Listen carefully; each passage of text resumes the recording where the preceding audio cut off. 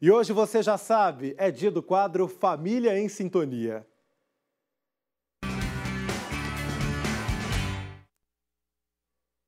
A gente fala sobre introdução alimentar, porque é mais do que uma etapa de transição na vida de crianças. É um momento que pode impactar todo o desenvolvimento físico, cognitivo e emocional. No quadro Família em Sintonia de hoje, você vai conhecer a história da Isabela, uma menina com transtorno do espectro autista que teve a rotina transformada a partir de uma escuta atenta ao próprio corpo. Veja só. Isabela apresentava dificuldades fisiológicas graves, um desconforto que interferia no humor, no sono e no desenvolvimento da pequena. O que mais me preocupou com a Isabela foi porque sempre que ela se alimentava, ela ficava com dor e tinha ânsia de vômito. E sempre vomitava. E às vezes acordava de madrugada vomitando a comida como se tivesse acabado de comer. A mãe Rosiane buscou ajuda médica, mas foi preciso insistir muito até encontrar uma solução. Desde que ela nasceu, que ela já tinha esse problema de extensão estomacal e ficava com a barriga estendida, que eu levava, e os médicos falavam, isso é uma fase, muda os alimentos,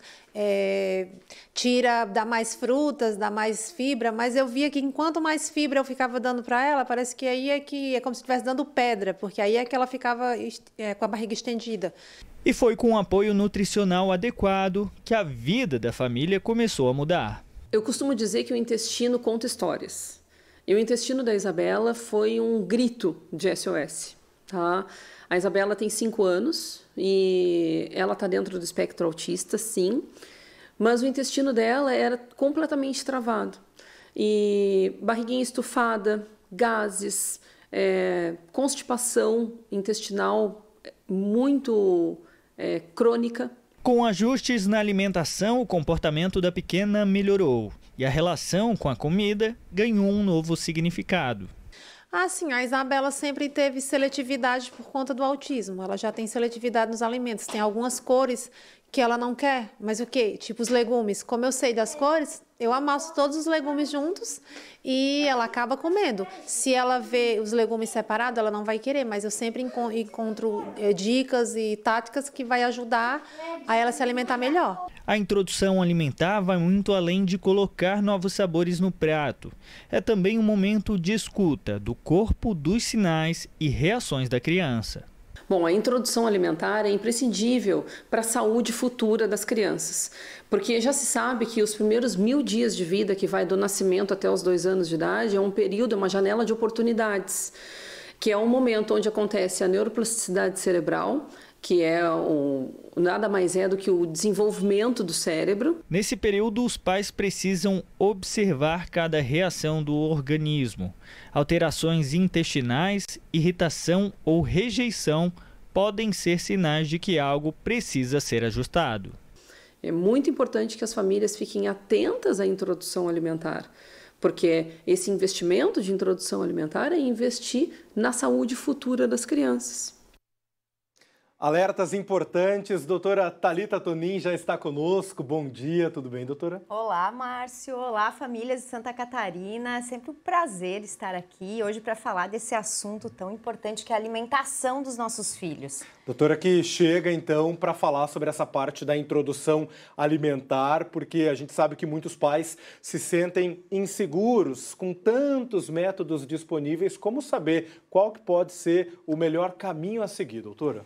Essa resposta, essa fase tão conhecida de introdução alimentar, eu até prefiro chamar, gente, de apresentação alimentar, porque é exatamente isso. É uma apresentação sensorial e gradual aos alimentos, Márcio. A criança ela não está apenas comendo pela primeira vez, ela está descobrindo o mundo com a boca. Então, sabores, texturas, temperaturas, tudo é novo. A pergunta mais comum e que eu escuto sempre é exatamente essa: qual é o melhor método de dar esses alimentos? E a resposta é simples: o melhor é aquele que respeita o teu bebê e que deixa os pais seguros e, claro, que funciona para a realidade de cada família.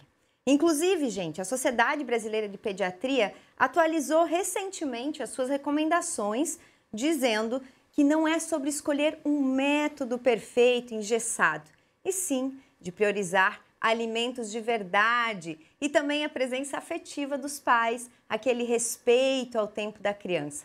A ansiedade faz parte do processo, Márcio, mas a gente sabe que com calma e informação tudo acontecerá bem. Flui melhor, né? Exato. E para os maiorzinhos, doutora, a gente sabe que temos aí férias, os doces, caminham juntos, mas como equilibrar aí sem culpa e sem exageros também?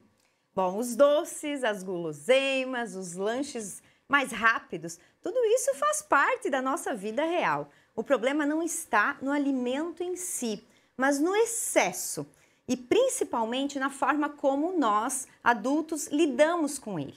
Quando os pais oferecem o doce como um prêmio ou então um tipo de ameaça, se comer tudo ganha sobremesa, ou se fizer isso, não vai ter sorvete. Aí o alimento deixa de ser comida e vira uma moeda emocional.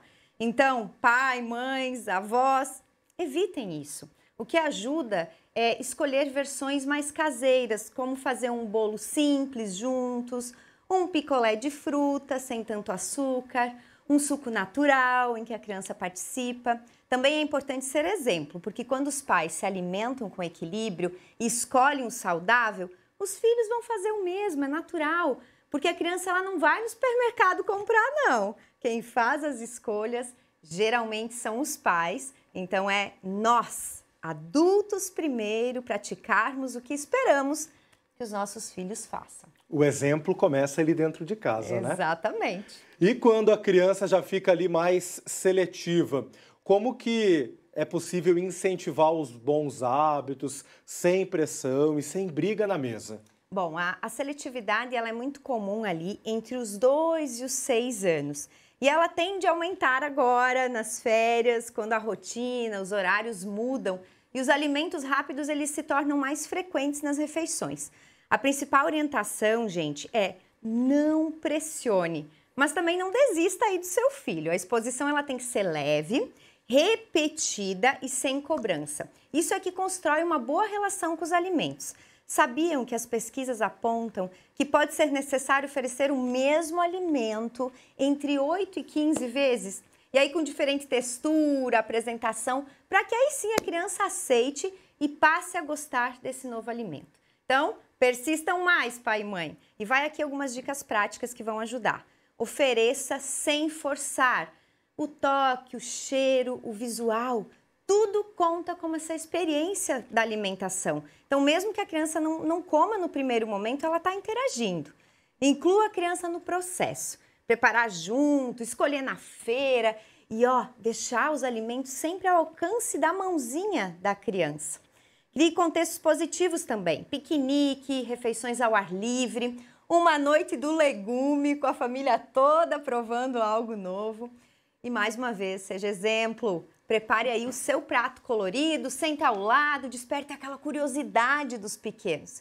Mais do que comer bem, que a gente deseja aí que os nossos filhos criem uma relação saudável com a comida. E isso começa na experiência e não na cobrança. Gente, eu sempre falo aqui de criação de filhos, saúde, no Família em Sintonia, e vocês podem me acompanhar também lá no meu Instagram, anota, é o @Thali_positivacão. Vem ver. Dicas que eu tenho certeza que vão ajudar muito os pais e as mães que nos acompanham aqui no SC no Ar. Doutora Thalita, mais uma vez, muito obrigado pela participação ao vivo conosco. Obrigada, Márcio. Até breve, gente. Boa quinta-feira, até a próxima.